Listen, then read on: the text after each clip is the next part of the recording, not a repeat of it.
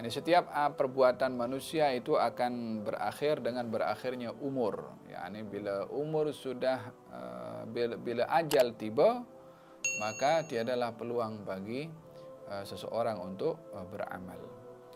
Oleh sebab itu kita digalakkan untuk memberikan haknya umur.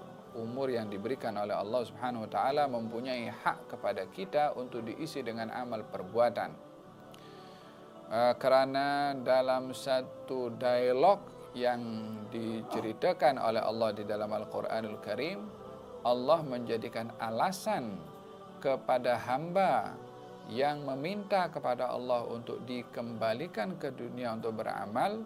Allah Subhanahu wa taala berhujjah dengannya, bukankah aku sudah beri umur kepada kamu? Yani ketika ada orang yang mengatakan, ya Allah kembalikan aku hidup ke dunia untuk aku beramal, Allah berfirman, awalam nu'ammirkum ma yatadhakkaru fihi man tadhakkar wa ja'akumun nadhir. Bukankah aku sudah beri umur kepada kamu, yang dengan umur itu sepatutnya kamu sedar.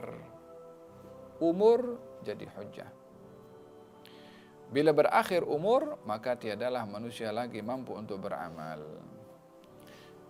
Wa anfiqu mimma razaqnakum min qabli an ya'tiya ahadakumul mautu fayaqula rabbi laula akhartani ila ajalin qarib fa asaddaqa wa akum minas salihin. Dan nafkahkanlah daripada rezeki yang Allah beri kepada kamu sebelum datang kepada kamu kematian. Bila ajal tiba, nanti kamu akan mengatakan, ya Allah, kembalikan aku dengan umur aku ini untuk aku dapat bersedekah.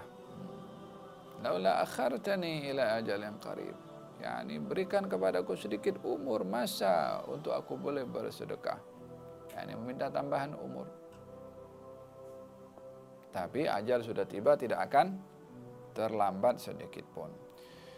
Namun terdapat beberapa amalan yang dikecualikan bagi seseorang untuk mendapatkan umur, untuk mendapatkan amalan yang berpanjangan dan berterusan walaupun umur sudah tiada. Oleh sebab itu dikatakan dalam hadis ini, seorang bertanya kepada baginda Rasulullah sallallahu alaihi wasallam, ya Rasulullah, hal baqiya min birri abawayya syai'un ba'da mautihima? Abarruhuma, wahai Rasulullah, adakah ada amalan yang boleh aku lakukan setelah wafatnya kedua orang tuaku? Boleh aku beramal bakti kepada orang tua? Kata Nabi, na'am.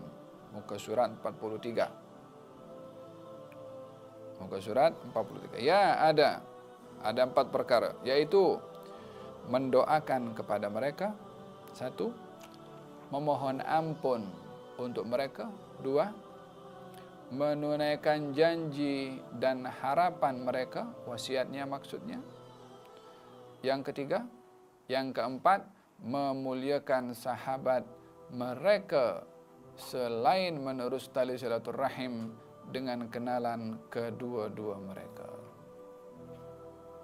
4 perkara.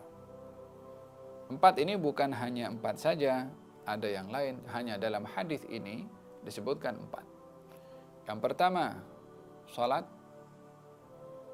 Yang kedua, yakni mensalatkan jenazah orang tua.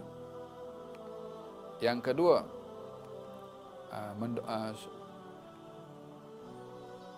yang pertama mendoakan. Yang kedua, istighfar untuk orang tua. Yang ketiga, memenuhi janji atau wasiat.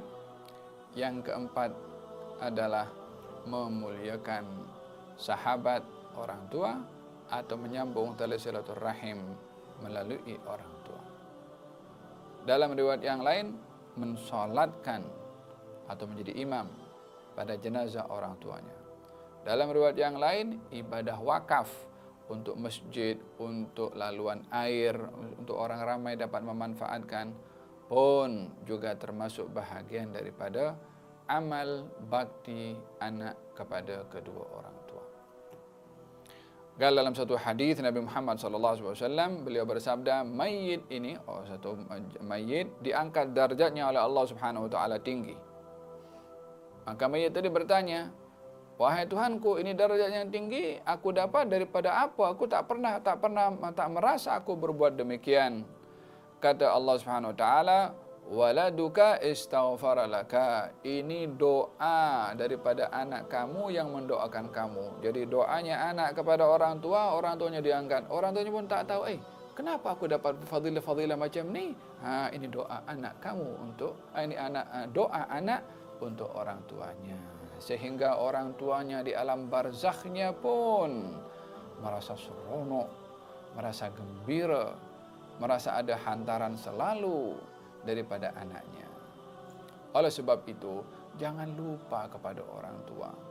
Kalau saya ingat, saya pernah sebutkan dalam kelas ini juga, kalau setiap hari kita kena mesti mendoakan orang tua kita, khususnya selepas salat, khususnya selepas azan.